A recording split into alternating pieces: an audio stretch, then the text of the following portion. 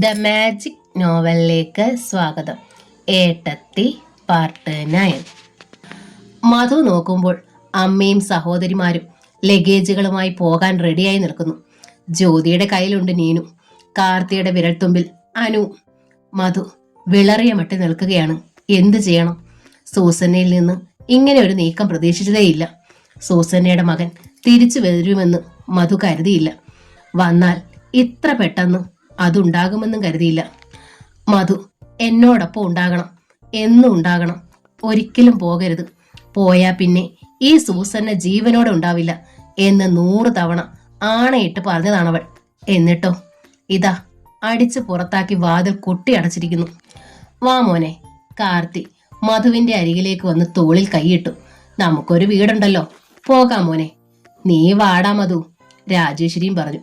ഒരുത്തിയുടെ ആട്ടും തുപ്പുമേറ്റ് കിടക്കേണ്ട ഗതികേട് ഇന്ന് നിനക്കില്ല, വാടാ. മറ്റുള്ളവർ നടന്നു കഴിഞ്ഞിരുന്നു. കാർത്തിയും രാജേശ്വരിയും തിരിഞ്ഞു നിന്നു മധുവിനു വേണ്ടി. മധു ഒരിക്കൽ കൂടി തിരിഞ്ഞു നോക്കി അടഞ്ഞ വാതിക്കലേക്ക്. അത് തുറക്കുന്നുണ്ടോ എന്നാവും നോട്ടം. പക്ഷേ തുറന്നില്ല. മധുവിന്റെ മുഖം വാടി, തല കുനിഞ്ഞു. അയാൾ മുറ്റത്തേക്കിറങ്ങി. പിന്നെ മുറ്റത്തെ സംഘത്തിന്റെ കൂടെ കൂടി പരാജയബോധത്തോടെ. മധു ജംഗ്ഷനിൽ ചെന്ന് 2 ഓട്ടോറിക്ഷകൾ പിടിച്ചു. അമ്മയെയും സഹോദരിമാരെയും ഒക്കെ അതിൽ കയറ്റിവിട്ടു. പുറകെ അയാൾ സ്കൂട്ടറിൽ നീങ്ങി. ചെറിയിടത്തെ മുറ്റത്ത് ഓട്ടോറിക്ഷകൾ നിൽക്കുമ്പോൾ മുറ്റത്ത് തന്നെ നിന്നിരുന്നു ഭാസ്കരൻ മാഷും സരോജവും. വരാന്തയിൽ പൊട്ടിപ്പിളരുന്ന നൊമ്പരത്തോടെ ഭാമയും. കാർത്തിയും ജ്യോതിയും കുഞ്ഞുങ്ങളെയും കൊണ്ട് ആദ്യം ഇറങ്ങി. പുറകെ മറ്റുള്ളവരും. ഒടുവിൽ മധുവിന്റെ സ്കൂട്ടർ എത്തി. ഓട്ടോറിക്ഷകൾ 2ഉം മധു പറഞ്ഞു വിട്ടു. എന്നിട്ട് തിരിയുമ്പോഴാണ് ഭാസ്കരൻ മാഷും സരോജവും മുറ്റത്ത് നിൽക്കുന്നത് കണ്ടത്. അയാൾ ഒന്ന് വിളറി. കയ്യിലിരിക്കുന്ന അനുവിനെ കാർത്തി സരോജത്തിന്റെ കയ്യിലേക്ക് കൊടുത്തു. എന്നിട്ട് മധുവിനെ നോക്കി. നീങ്ങ അടുത്ത് വന്നേ മോനെ. മധു മെല്ലെ കാർത്തിയുടെ അരികിലേക്ക് വന്നു. നീ എന്റെ 2 കർണത്തിലിട്ടും ഒന്നടിച്ചേ. മധു നടുങ്ങിപ്പോയി. ഭാമയെ ഒന്ന് അമ്പരന്നു. എന്താണ് അമ്മ പറഞ്ഞത്? മറ്റുള്ളവരും അമ്പരന്നു. ഒറ്റ ആണായ നിന്നെ പാലും പഴവും തന്ന് ഞാൻ വളർത്തി. പൊന്നും തേനും ചാലിച്ചു തന്നു. നെയ്യ് ഒഴിച്ച് ചോറ് ഉരുട്ടി തന്നു. അത് തെറ്റായി പോയെന്ന് എനിക്കിപ്പോഴാ ബോധ്യം വന്നത്. ആ തെറ്റിന് നീ എന്റെ കർണത്തടിച്ചോ? മറ്റാരടിച്ചാലും ശരിയാകത്തില്ലടാ. മധുവിന്റെ മുഖം കടുത്തു. അയാൾ ഒരടി പിന്നോക്കം മാറി. അപ്പോൾ ഞാൻ ചെയ്തത് തെറ്റല്ലെന്നാണോ? കാർത്തി ചോദിച്ചു. അങ്ങനെയെങ്കിൽ ഇത്രയുമൊക്കെ ഓമനിച്ചും ലാളിച്ചും വളർത്തിയ നീ ചെയ്ത തെറ്റിന് ഞാനങ്ങ് ശിക്ഷിച്ചേക്കാം. എന്താ? കാർത്തി മധുവിന്റെ കർണ താഞ്ഞടിച്ചു. ഒന്നല്ല, പലതവണ, 2 കർണത്തും. അമ്മേ! ജ്യോതി കാർത്തിയെ കയറി പിടിച്ചു. എന്താ അമ്മേ ഇത്? രാജേശ്വരിയും രേവതിയും അന്താളിപ്പോട് ചോദിച്ചു. ഇവൻ ഇത്രയും നാള് കാട്ടിക്കൂട്ടിയ പോക്കൃത്തരങ്ങളുണ്ടല്ലോ, തല്ലുകയല്ല കൊല്ലുകയാണ് വേണ്ടത്. കാർത്തി അത്യന്തം രോഷത്തോടെ പുലമ്പി. താലി വെച്ചവളെ വീട്ടിലിട്ടേച്ച് ക്രിസ്ത്യാനി പെണ്ണിന്റെ കൂടെ പൊറുതിക്ക് പോയ ഇവനെ ഇവള് ചെന്ന് പിടിച്ചോണ്ട് പോന്നു. കാർത്തി ഭാമയെ ചൂണ്ടിക്കാട്ടി. ലോകത്തേത് പെണ്ണ് ചെയ്യുമ്പടാ ഇങ്ങനെ? അന്ന് ഇവളെ എന്നോടാ സത്യം പറഞ്ഞിരുന്നേല് അന്ന് നിന്നെ ഞാൻ കൊന്നേനെ. ഇതെന്താ അമ്മേ വീട്ടുമുറ്റത്ത് വെച്ച് ക്രോസ് വിസ്താരം? രേവതി ചോദിച്ചു. അകത്തിട്ട് കയറിയിട്ട് പോരെ? നാട്ടുകാരെ കേൾപ്പിക്കണോ? പോരാ, പറഞ്ഞു പൂർത്തിയാക്കിയിട്ട് അകത്തോട്ട് കയറ്റാമെന്ന് കരുതിയിട്ടാ. ഇവനുണ്ടാക്കിയ വീടല്ല, അവന്റെ അച്ഛനുണ്ടാക്കിയതാ. ഇവൻ പൊറുതിക്ക് പോയ വീട്ടിൽ ചെന്ന് യുദ്ധം ചെയ്താ ഇവനെ കൊണ്ടുവന്നത്. ചെന്ന് തല്ലിയാൻ അവന് ദേഷ്യം കൂടത്തേ ഉള്ളൂ. അതാണ് അവളെ കൊണ്ട് തന്നെ ഇവനെ ചവിട്ടി പുറത്താക്കിച്ചത്. ഇത് ഇവന്റെ 2ാം ജന്മമാണ്. അത് മനസ്സിലാക്കിയിട്ട് മര്യാദയ്ക്ക് കഴിയാമെങ്കിൽ ഇങ്ങോട്ട് ഇനി കയറിയാ മതി. കാർത്തി ശക്തമായ രോഷത്തോടെ മകന് നേരെ വിരൽ ചൂണ്ടി. ഒരു കെട്ടിയോളും 2 കുട്ടികളും ഉണ്ടെന്ന് പൂർണ്ണ ബോധ്യം ഉണ്ടെങ്കിൽ മാത്രം നീ ഈ വീടിനുള്ളിലേക്ക് കയറിയാൽ മതിയടാ. ഇല്ലെങ്കിൽ നിനക്ക് മടങ്ങാം, വന്ന വഴി എങ്ങോട്ടെങ്കിലും. എനിക്ക് ഇങ്ങനെ ഒരു മകനില്ല. ഞാൻ 5 പെണ്ണിനെ മാത്രമേ പെറ്റിട്ടുള്ളൂ. അങ്ങനെ അങ്ങ് കണക്കാക്കിക്കൊള്ളാം. കാർത്തി ഒരു ഉരുക്കു കോട്ട പോലെ മധുവിന്റെ മുമ്പിൽ അങ്ങനെ നിന്നു. അയാളാകെ വിളറി വിയർത്ത് എല്ലാവരെയും പാളി നോക്കി. അങ്ങനെ ഒരു വൈതരണി മധു ഒരിക്കലും പ്രതീക്ഷിച്ചതല്ല, അതും സ്വന്തം അമ്മയിൽ നിന്നു. അമ്മയുടെ സ്നേഹമുള്ള മുഖം മാത്രമേ താൻ കണ്ടിട്ടുള്ളൂ. സൂസന്നയുടെ വീട്ടിലേക്ക് അമ്മ വന്നപ്പോഴും തന്നോടുള്ള സ്നേഹം കൊണ്ടാണെന്നേ കരുതിയുള്ളൂ. മറ്റേ ആരൊക്കെ വെറുത്താലും ഒരിക്കലും മധുവിന് അമ്മയോട് ദേഷ്യപ്പെടാനോ വെറുക്കാനോ കഴിയില്ലതാനും. അയാൾ മുഖം ഉയർത്തി നോക്കി. സഹോദരിമാരെല്ലാരും തന്നെ ഉറ്റുനോക്കുന്നു. അമ്മ നോക്കുന്നു, ഭാമയുടെ അമ്മയും അച്ഛനും നോക്കുന്നു, ഭാമ നോക്കുന്നു. താൻ മറ്റൊരു പെണ്ണിനെ തേടി നടന്നിരുന്നവനാണെന്നോ? ഭാര്യ പോരെന്ന് തോന്നിയിരുന്നോ എന്നെങ്കിലും? ഭാര്യ പ്രസവത്തിന് പോകുമ്പോൾ മറ്റു സ്ത്രീകളെ തേടിപ്പോകുന്ന പുരുഷന്മാരുണ്ടെന്ന് കേട്ടിട്ടുണ്ട്. ഭാമ 2 പ്രസവം നടത്തിയപ്പോഴും താൻ അങ്ങനെ പോയിട്ടില്ല. പിന്നെ എങ്ങനെ സൂസന്നയുടെ കയ്യിൽ താൻ അകപ്പെട്ടു? ഭാമയോടുള്ളിൽ തോന്നിയ അമർഷവും വെറുപ്പും. ആ സമയത്ത് സൂസന്നയുടെ കയ്യിൽ താൻ അകപ്പെട്ടു. ഭാമയുടെ ഉള്ളിൽ തോന്നിയ അമർഷവും വെറുപ്പും. ആ സമയത്ത് സൂസന്നയുടെ മുഖത്തിനും പെരുമാറ്റത്തിനും ആകർഷണീയതയുണ്ടായി. താൻ അറിയാതെ അങ്ങോട്ട് അടുത്തുപോയി. മറ്റുള്ളവർ അറിയുമ്പോൾ നാണക്കേടുണ്ടാകും എന്നറിയാമായിരുന്നു. പക്ഷേ പിന്തിരിയാനാകുമായിരുന്നില്ല. പക്ഷേ തികച്ചും അപ്രതീക്ഷിതമായി എല്ലാം സംഭവിച്ചു. ആത്മഹത്യ ചെയ്യുമെന്ന് പറഞ്ഞ് തന്നെ പിടിച്ചു നിർത്തിയവൾ ഇതാ ആട്ടിയിറക്കിയിരിക്കുന്നു. ഇനി അങ്ങോട്ടില്ല, എങ്ങോട്ടുമില്ല. എന്താടാ നിൽക്കുന്നത്? നീ ഇനിയും വല്ല വീട് കണ്ടുവച്ചിട്ടുണ്ടോടാ? രാജേശ്വരി തെല്ല് ദേഷ്യത്തോടെ മധുവിന്റെ അടുത്തേക്ക് വന്നു. നിന്റെ മൂത്ത ചേച്ചിയാ ഞാൻ. കരണം പുകയും വിധം ഒന്ന് തരാൻ എനിക്ക് അധികാരമുണ്ട്. എന്നിട്ടും അത് ചെയ്തില്ല. ഞങ്ങൾ 4 പെണ്ണുങ്ങളും മറ്റു കുടുംബത്തിൽ താമസിക്കുന്നവരാണ്. ഭർത്താക്കന്മാരെയും കുഞ്ഞുങ്ങളെയും ഒക്കെ വിട്ടിട്ട് അവിടെ വന്ന് താമസിച്ചത് നിന്നോടുള്ള സ്നേഹം കൊണ്ടൊന്നുമല്ല. ഈ കുടുംബം തകരാതിരിക്കാനാ. മര്യാദയ്ക്ക് വീട്ടിലേക്ക് കയറി പോടാ. നിനക്ക് വേണ്ടി പ്രാർത്ഥിച്ചും കണ്ണീരൊഴുക്കിയും ഒരുത്തി ഇവിടെ നിൽക്കുന്നുണ്ട്. അത് മറക്കാതെ ഇനി ഇവിടെ കഴിഞ്ഞോണം. ആ, രേവതിയും മുമ്പോട്ട് വന്നു. ഇനി മേലാൽ ഇങ്ങനെ എന്തെങ്കിലും കേട്ടാൽ ഈ 4 പെങ്ങന്മാരും അതോടെ നിനക്കില്ലാതായി എന്ന് കരുതിക്കോ. കൃഷ്ണമ്മയും പറഞ്ഞു. സതിയുടെയും ജ്യോതിയുടെയും മുഖഭാവവും അതായിരുന്നു. മധുവിന് തോന്നി താനൊരു കുഞ്ഞാണെന്ന്. അമ്മയുടെയും ചേച്ചിമാരുടെയും ശാസന കേൾക്കുന്ന കൊച്ചുകുട്ടി. ഈ ശാസന അനുസരിക്കുന്നതാണ് ബുദ്ധി. മധു ഒരു ചുവട് മുമ്പോട്ട് വെച്ചു. കാർത്തിയുടെ മുഖം തെളിഞ്ഞു. ഒപ്പം എല്ലാ മുഖങ്ങളും. ഈശ്വര, കാർത്തി നെഞ്ചിൽ കൈവച്ചു. എന്റെ കുഞ്ഞിന് ഇനിയെങ്കിലും നല്ല ബുദ്ധി കൊടുക്കണേ. മധു ഒരു ചുവട് മുമ്പോട്ട് വെച്ചു. വരാന്തയിലേക്ക് കയറി. എല്ലാ മിഴികളും തിളങ്ങി ഒന്നിച്ച്. വരാന്തയിൽ നിന്നിരുന്ന ഭാമയുടെ മുഖം കടുത്തിരുന്നു. ആ മിഴികൾ തിളങ്ങിയതുമില്ല. മധു ഒരു നിമിഷം ഭാമയുടെ മുമ്പിൽ നിന്നു. അവളുടെ മുഖത്തേക്ക് ഒന്ന് നോക്കി.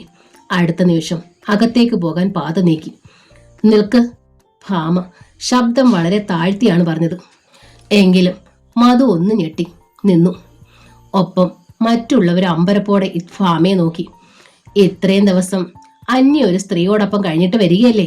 ഒരു ചോദ്യം ഞാൻ അങ്ങോട്ട് ചോദിച്ചോട്ടെ? ഭാമ ശബ്ദം താഴ്ത്തി തന്നെയാണ് ചോദിച്ചത്. ചോദിക്കുക എന്നൊരു ഭാവം മധുവിന്റെ മുഖത്തുണ്ടായി. ഇത്രയും ദിവസം അന്യ ഒരു പുരുഷന്റെ ഒപ്പം കഴിഞ്ഞിട്ട് ഞാൻ ഇതുപോലെ വന്നാൽ നിങ്ങൾ എന്ത് ചെയ്യും? മധു ഞെട്ടലോടെ നോക്കി. എല്ലാരും കേട്ടു അവളുടെ ചോദ്യം. അമ്പരനവർ പരസ്പരം നോക്കി. ഭാമ മധുവിന്റെ മുഖത്തേക്ക് നോക്കി. പറയേ, നിങ്ങൾ എന്ത് ചെയ്യും? എനിക്കതറിയണം. സ്വീകരിക്കുമോ അതോ ആട്ടിയിറക്കുമോ? രണ്ടുമില്ല, പകരം കൊല്ലും ഞാൻ. മധു പറഞ്ഞു. കഴുത്ത് ഞെരിച്ച ആ നിമിഷം കൊല്ലും ഞാൻ. കൊല്ലാൻ എനിക്ക് വയ്യ. ഭാമയുടെ സ്വരം മുറുകെ. കാരണം നിങ്ങൾ എൻ്റെ 2 മക്കളുടെ അച്ഛനായി പോയില്ലേ. അതുകൊണ്ട് കൊല്ലുന്നില്ല. കഴുത്ത് ഞെരിക്കാനും പറ്റില്ല. പകരം ഞാൻ ഇറങ്ങുന്നു. ഭാമ വരാന്തയിൽ ഒരുക്കി വെച്ചിരുന്ന ബ്രീഫ് കേസ് കയ്യിലെടുത്തു. എന്നിട്ട് മുറ്റത്തേക്ക് ഇറങ്ങി. മധു അന്താളിപ്പോടെ നോക്കി. മധു മാത്രമല്ല, കാർത്തിയും ജ്യോതിയും മറ്റെല്ലാവരും ഭാമ ജ്യോതിയുടെ കയ്യിൽ നിന്ന് നീനുവിനെ എടുത്ത് കൈത്തണ്ടയിൽ വെച്ചു. എന്നിട്ട് ജ്യോതിയുടെ തോളിലൊന്ന് മെല്ലെ തട്ടി. പോട്ടെ മോളെ. പോകട്ടെ അമ്മേ, കാർത്തിയോടും പറഞ്ഞു. പിന്നെ രാജേശ്വരിയോടും രേവതിയോടും കൃഷ്ണമ്മയോടും സതിയോടും യാത്ര പറഞ്ഞു. പിന്നെ അനുവിനെയും കൊണ്ട് ഒരക്ഷരം പോലും ശബ്ദിക്കാതെ നിൽക്കുന്ന ഭാസ്കരൻ മാഷിന്റെയും സരോജത്തിന്റെ അടുത്ത് ചെന്നു. എന്നിട്ട് പറഞ്ഞു, വരൂ അച്ഛാ, പോകാം. ഒരക്ഷരവും അവർ മിണ്ടിയില്ല.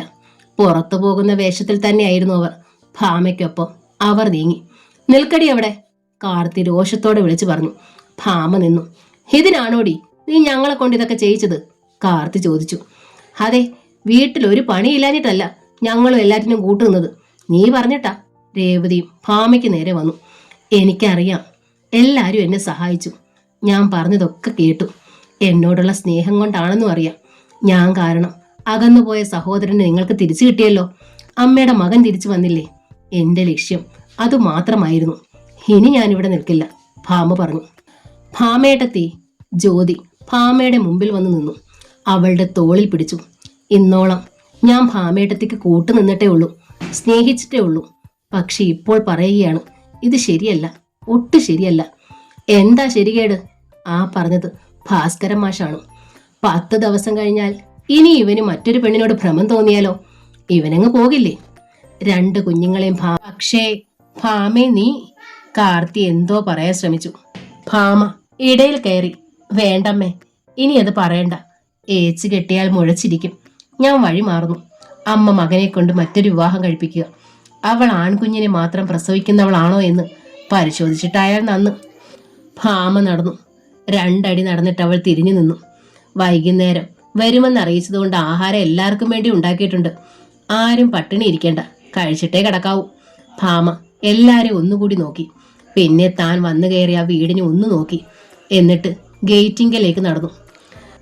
അവളുടെ മിഴികൾ വല്ലാതെ നിറഞ്ഞ് വഴികൾ അവ്യക്തമാകുന്നുണ്ടായിരുന്നു.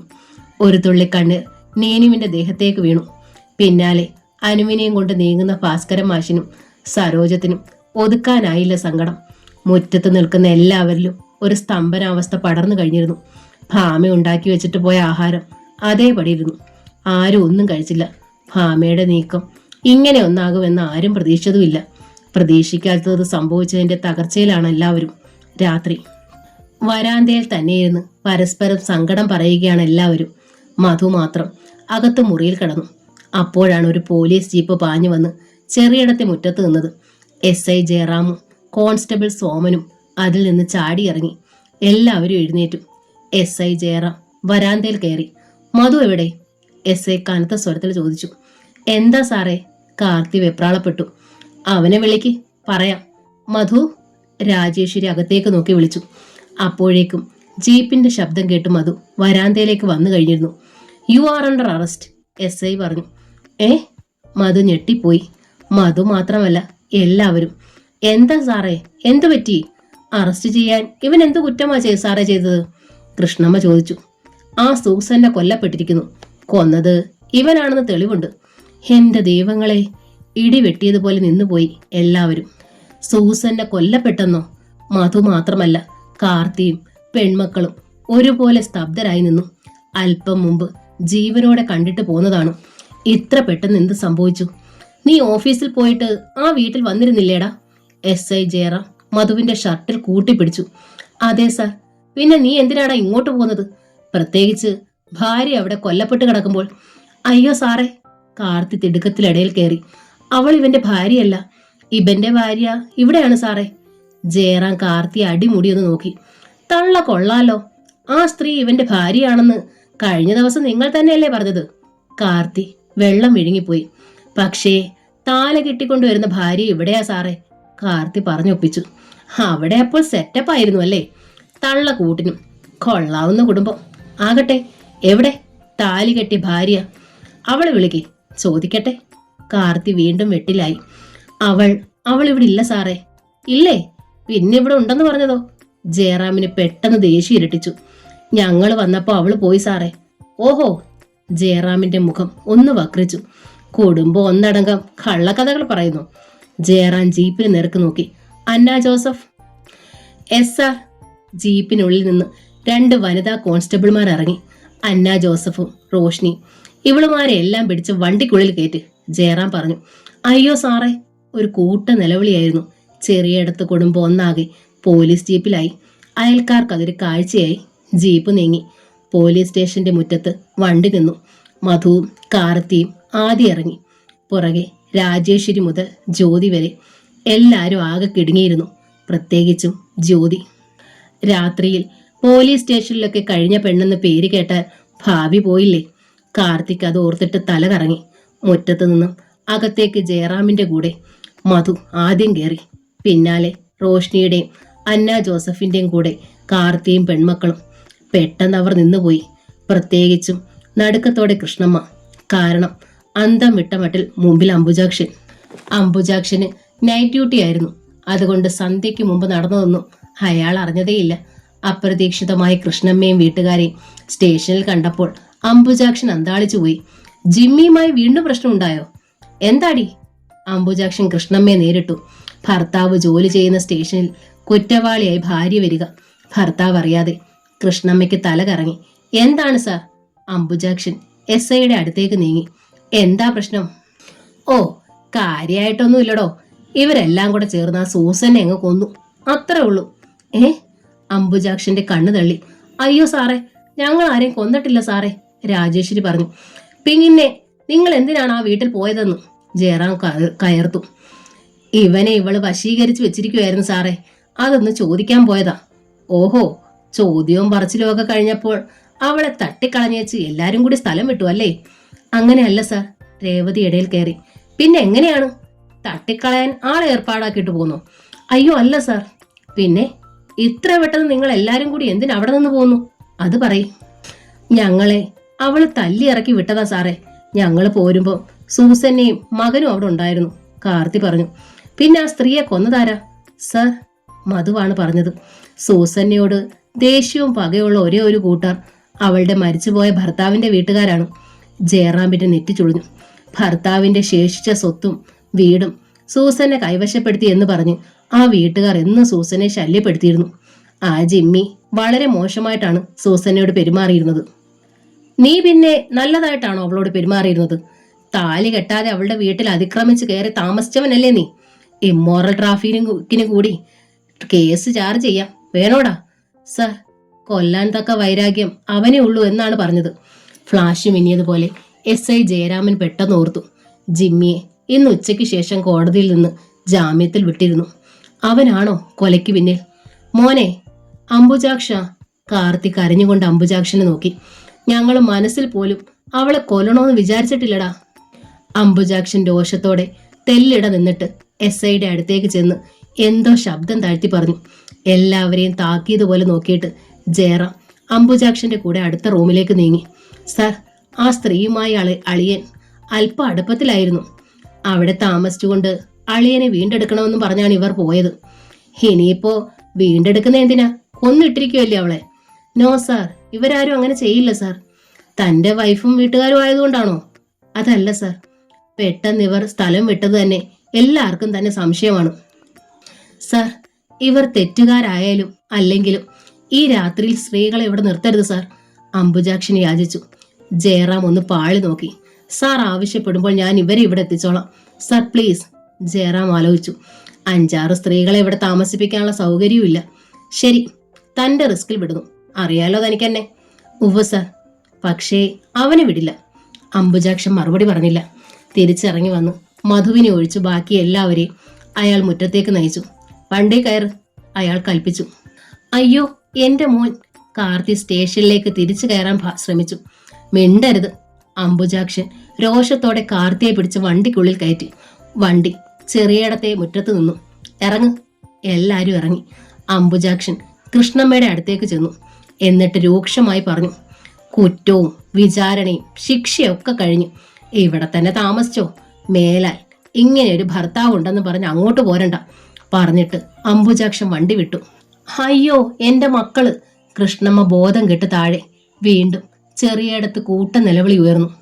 ഉച്ചയ്ക്ക് കോടതിയിൽ നിന്ന് ജാമ്യം കിട്ടി പുറത്തേക്കിറങ്ങിയ ജിമ്മിയുടെ മുഖത്തെ ചതവുകളും അവന്റെ അവശ്യഭാവവും കണ്ടപ്പോൾ കോടതി വളപ്പിൽ നിന്നിരുന്ന കുഞ്ഞന്നാമ്മ കരഞ്ഞുപോയി. ലിസിയും 2 മക്കളായിരുന്നു ആകെ. റോയി പോയി. ഇനി ഇവനേ ഉള്ളൂ. ഇവനൂടെ വല്ലത് സംഭവിച്ചാലോ? 2-3 ദിവസം കൊണ്ട് മകന്റെ കോലം മാറിയത് കണ്ടപ്പോൾ കുഞ്ഞന്നാമ്മ വേദനയോടെ പ്രാഗി. ആ മൂദേവി ഗുണം പിടിക്കില്ല, അവൾക്ക് ഞാൻ വെച്ചിട്ടുണ്ട്, അമർഷത്തോടെ ജിമ്മി പറഞ്ഞു. ഇനിയും വല്ല കുരിക്കിലും ചാടാൻ ഉദ്ദേശമെങ്കിൽ ഞാനും എന്റെ കുഞ്ഞും വല്ല വിഷവും തിന്ന് ചത്തുകളയും. ലിസിക്ക് ദേഷ്യം വന്നു. ജിമ്മി ഒന്നും കേട്ടതായി ഭാവിച്ചില്ല, കണക്കിലെടുത്തതുമില്ല. കോടതിയിൽ നിന്ന് തകരക്കയിലേക്കല്ല പോയത്. അവന്റെ ലക്ഷ്യം സിറ്റിയിലെ ബാറായിരുന്നു. സന്ധ്യയാകാറായപ്പോഴാണ് കുഞ്ഞന്നാമ്മ നടുക്കുന്ന സത്യം അറിഞ്ഞത്. സൂസന്ന കൊല്ലപ്പെട്ടിരിക്കുന്നു. എന്റെ കർത്താവേ! കുഞ്ഞന്നാമ്മ നെഞ്ചത്താഞ്ഞലച്ചു. ഇവൻ എന്നാ കൊലച്ചതിയായി ചെയ്തത്? എന്നും 4:30 വീട്ടിലെത്താറുള്ള അബിയെ 5:30 കാണാത്തതിൽ ലിസിയെ ശകാരിച്ചുകൊണ്ട് നിൽക്കുകയായിരുന്നു കുഞ്ഞന്നാമ്മ. അബിയോട് ലിസിയുടെ പെരുമാറ്റം വളരെ മോശമാണെന്ന് അവർക്കറിയാം. ലിസി അവനെ ഓടിച്ചു വിട്ടതാണെന്ന ധാരണയായിരുന്നു വഴക്കിൽ. അപ്പോഴാണ് ആ കൊലപാതക വാർത്ത. ജിമ്മിയാണത് ചെയ്തതെന്ന് കുഞ്ഞന്നാമ്മയ്ക്ക് തീർച്ചയായിരുന്നു. ലിസിക്കും. ഇരുവരും അങ്ങോട്ടോടി. അടുക്കളയിലാണ് സൂസന്നയുടെ ജഡം കിടന്നിരുന്നത്. കഴുത്തിൽ ആഴത്തിലുള്ളൊരു മുറിവ്. ആ മുറിവിൽ നിന്നൊഴുകിയ ചോര അവിടെ പരന്നൊഴുകി കിടക്കുന്നു. ആ ചോരയിൽ കുതിർന്ന് മലർന്നാണ് സൂസന്ന കിടക്കുന്നത്. അതിനപ്പുറത്ത് സിങ്കിന് താഴെ ഭയന്നിരണ്ടിരിക്കുന്ന അബി. ആകെ മരവിച്ച മുഖം, മിഴിച്ച കണ്ണുകൾ, പകച്ച നോട്ടം. അബിയെ അവിടെ കണ്ടതോടെ കുഞ്ഞന്നാമ്മ കൂടുതൽ ഭയന്നു. ഇവനെ കൂടി കൂട്ടുപിടിച്ചാണോ ജിമ്മിയെ കൊലപാതകം ചെയ്തത്? കർത്താവേ! കുഞ്ഞന്നാമ്മ അബിയെ പിടിച്ച് എഴുന്നേൽപ്പിച്ചു. എന്നിട്ട് ചോദിച്ചു, ജിമ്മി എന്തിയടാ? ചോദ്യം മനസ്സിലാകാത്ത മട്ടിൽ അബി മിഴിച്ചു നിന്നു. ഇൻസ്പെക്ടർ ജയറാം വന്നതും ഇൻക്വസ്റ്റ് നടക്കുന്നതും ചോദ്യം ചെയ്യുന്നതും ഒക്കെ ഒരു നാടകമായിട്ടാണ് അബിക്ക് തോന്നിയത്. ബോഡി പോസ്റ്റ്മോർട്ടത്തിന് അയച്ചിട്ടാണ് ജയറാം കൂടുതൽ ചോദ്യം ചെയ്യൽ നടത്തിയതും മധുവിന്റെ വീട്ടിലേക്ക് പാഞ്ഞതും. മധുവിനെ ലോക്കപ്പിലാക്കിയതിനു ശേഷം SI ജയറാം സിറ്റി മൊത്തം ഒന്ന് കറങ്ങി. ജിമ്മിയെ പിടികിട്ടിയില്ല. വീട്ടിലെത്തി യൂണിഫോം മാറ്റി കുളിച്ച് സാധാരണ വേഷത്തിൽ അയാൾ വീണ്ടും സൂസനയുടെ വീട്ടിലെത്തി. അയൽക്കാരിൽ ചിലർ അവിടെയുണ്ട്.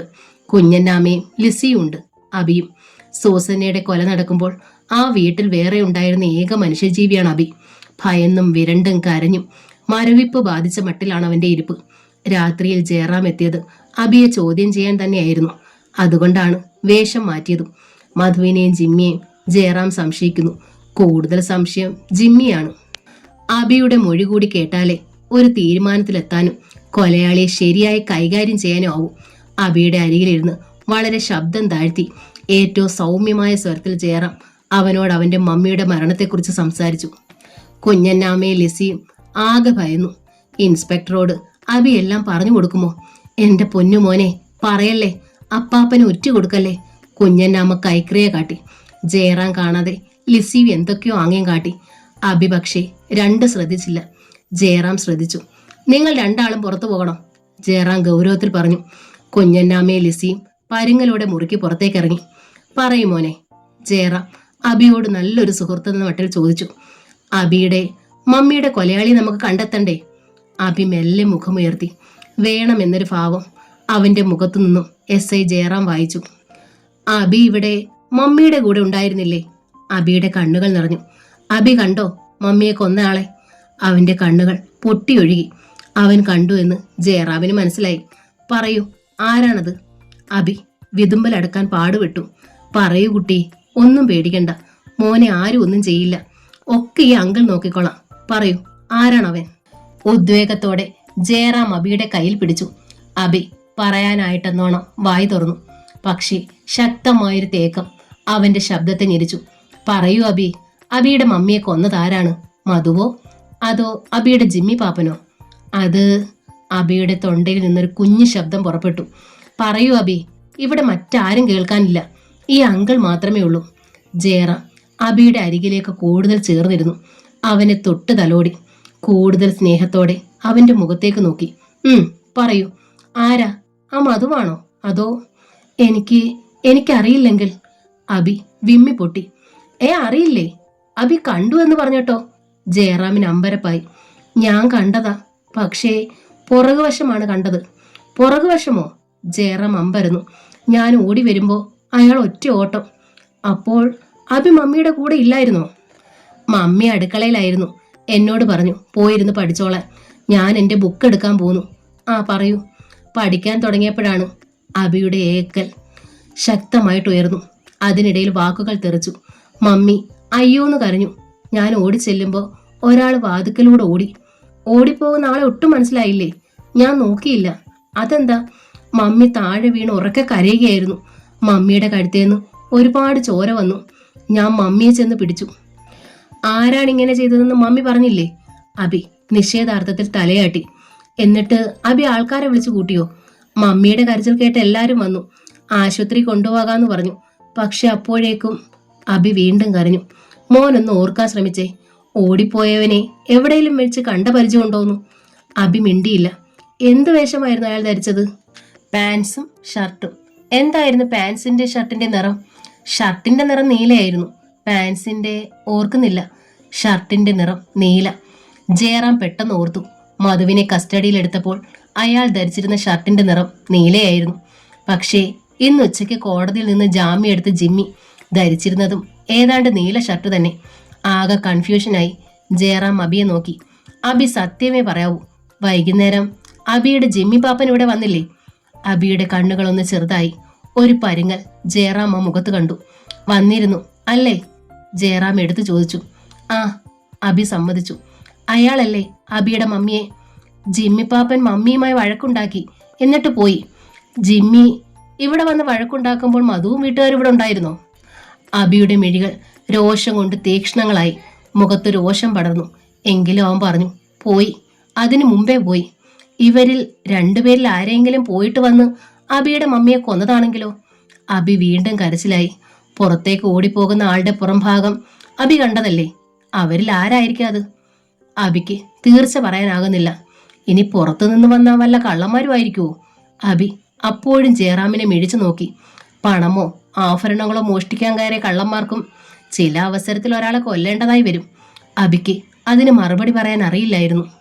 പക്ഷേ ജയറാമിനറിയാം, സൂസന്നെ കൊന്നത് ഒരു കള്ളനാവില്ലെന്ന്. മോഷണമായിരുന്നില്ല കൊലയാളിയുടെ ലക്ഷ്യം. കാരണം സൂസന്നയുടെ കഴുത്തിലും കാതിലും കൈത്തണ്ടയിലും കിടന്നിരുന്ന തടിച്ചുരുണ്ട ആഭരണങ്ങൾ അത്രയും അതേപടി ജഡത്തിലുണ്ടായിരുന്നു. ഒന്നും നഷ്ടമായിട്ടില്ല. മുറിയിൽ സൂസന്നയുടെ ബാഗിൽ പണമുണ്ടായിരുന്നു, അതും അതേപടിയുണ്ട്. കൊലയാളിയുടെ ലക്ഷ്യം പൊന്നും പണവുമല്ല, സൂസന്നയുടെ ജീവൻ തന്നെയായിരുന്നു. അവിടെ നിന്ന് പോരുമ്പോഴും ജയറാമിന്റെ കൺഫ്യൂഷൻ കൂടിയതേയുള്ളൂ. ജിമ്മിയോ മധുവോ? സൂസന്നയുടെ മരണത്തിന് തൊട്ടു മുമ്പ് മധു അവിടെ നിന്ന് പോയിരുന്നു. ജിമ്മിയും മരണത്തിന് മുമ്പെത്തി വഴക്കുണ്ടാക്കി. രണ്ടാളിന്റെ സാന്നിധ്യം ഉള്ള സ്ഥിതിക്ക് രണ്ടിലൊരാൾ തന്നെ തീർച്ച. പുറത്തുനിന്ന് മറ്റൊരു ശത്രുവാകാം വന്നിട്ട് ചെയ്തതെന്ന് വിചാരിക്കാനും വയ്യ. സൂസന്നയ്ക്ക് അങ്ങനെ ഒരുപാട് ശത്രുക്കൾ ഉണ്ടാകാൻ വഴിയില്ല. പിറ്റേന്ന് പകൽ ഓഫീസിൽ മണികണ്ഠൻ തന്നെയാണ് വിവരം ആദ്യം അറിഞ്ഞത്. അയാൾ ഓടി രഘുനന്ദനൻ സാറിന്റെ അടുത്തെത്തി കിതപ്പോടെ നിന്നു. എന്താടോ? രഘുനന്ദനൻ സാർ ചോദിച്ചു. നമ്മുടെ സൂസന്ന സാറിനെ കൊന്നിട്ടിരിക്കുന്നു സാറേ. സൂസന്നെ കൊന്നിട്ടിരിക്കുന്നോ? ഇത് ആര് പറഞ്ഞടോ? രഘുനന്ദനൻ സാറിന് അവിശ്വസനീയതയായി. സത്യമാ സാറേ, ഇന്നലെ അവർ ഓഫീസിൽ വന്നില്ലായിരുന്നു. വൈകുന്നേരം ആ സംഭവം. ഇന്നലെ തന്നെ ബോഡി പോസ്റ്റ്മോർട്ടത്തിന് കൊണ്ടുപോയി. ഉച്ചയോടടുത്ത് ബോഡി വീട്ടിലെത്തും. ഫെയ്റ്റ്, രഘുനന്ദനൻ സാർ വിഷമത്തോടെ പറഞ്ഞു. ഇത് ഫെയ്റ്റ് ഒന്നും അല്ല സാറേ, ചോദിച്ചു മേടിച്ചെന്ന് വേണം പറയാൻ. മണികണ്ഠൻ ചുളിഞ്ഞ നെറ്റിയോടെ പറഞ്ഞു. ആരാണ് ഈ പണി ചെയ്തതെന്നോ സാറേ? നമ്മുടെ മധു സാറ്. മധുവോ? രഘുനന്ദനൻ സാർ അമ്പരന്നു. അതെ സാറേ, ആളിപ്പോ ലോക്കപ്പില്ല. അങ്ങേര് മുൻകോപക്കാരനാ. വെട്ടൊന്ന് തുണ്ടൻ രണ്ട്. വല്ലതും സൂസന്ന സാർ പറഞ്ഞു കാണും. കത്തിയെടുത്ത് താങ്ങിക്കാണും. കുത്തിക്കൊല്ലുമായിരുന്നോ? കഴുത്തിനാ മുറിവ്. കുത്തുകയോ വെട്ടുകയോ ഒക്കെ രഘുനന്ദനൻ സാർ ഒന്നു മൂളി. ഉച്ചയോടടുത്ത് തന്നെ സൂസന്നയുടെ ബോഡി പോസ്റ്റ്മോർട്ടം ചെയ്ത് കിട്ടി. 3 മണിക്ക് പള്ളിയിൽ ആ ശരീരം അടക്കം ചെയ്തു. ഫാദർ ഡൊമിനിക് അത്യന്തം വിഷമത്തോടെയാണ് ആ മൃതദേഹത്തിന് അന്ത്യശുശ്രൂഷ നൽകിയത്. കുറച്ചു ദിവസം മുമ്പ് സൂസന്നെ വിളിപ്പിച്ചതും സംസാരിച്ചതും അദ്ദേഹം ഓർത്തു. ജീവിക്കാൻ കൊതിച്ചൊരു സ്ത്രീ. അനാഥത്വം മിഴികളിൽ പേറി നിന്ന് കരയുന്ന അബിയെ അദ്ദേഹം അലിവോടെ നോക്കി. കുറച്ചു ദിവസമെങ്കിൽ കുറച്ചു ദിവസം ഒപ്പം താമസിച്ച് സ്നേഹം അനുഭവിച്ചതാണ് മധു. അതുകൊണ്ട് തന്നെ സൂസന്നയുടെ മൃതശരീരം ഒന്ന് കാണണമെന്നും സംസ്കാരത്തിൽ പങ്കെടുക്കണമെന്നും ലോക്കപ്പിൽ കിടന്ന് അയാൾ ശക്തമായി ആഗ്രഹിച്ചു. പക്ഷേ പറയാനൊക്കില്ല. മിണ്ടിയാൽ എന്താണ് ഉണ്ടാവുകയെന്ന് ചിന്തിക്കാൻ പോലും ആവില്ല.